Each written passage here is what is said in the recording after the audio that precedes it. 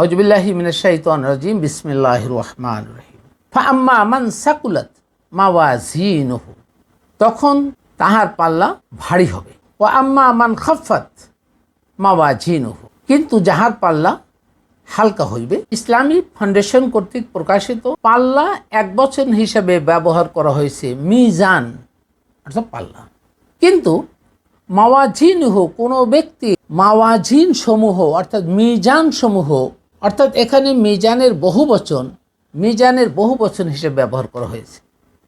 তাহলে আমাদের চিন্তা ও গবেষণা করতে হবে যে আল্লাহ কেন মিজানহু বা এক বচন না বলে মাওয়াজিনহু দ্বারা কি বুঝাতে চাইলেন। সর্বত্র এই অনুবাদে এক বচন হিসাবে অনুবাদ করা হয়েছে। আর মানব জাতির আমলনামা পরিগণিত করার মূল রহস্য এখানেই লুকায়িত রয়েছে, যাহা এখনো পর্যন্ত উদ্ধৃত হয়নি বলে মনে করি।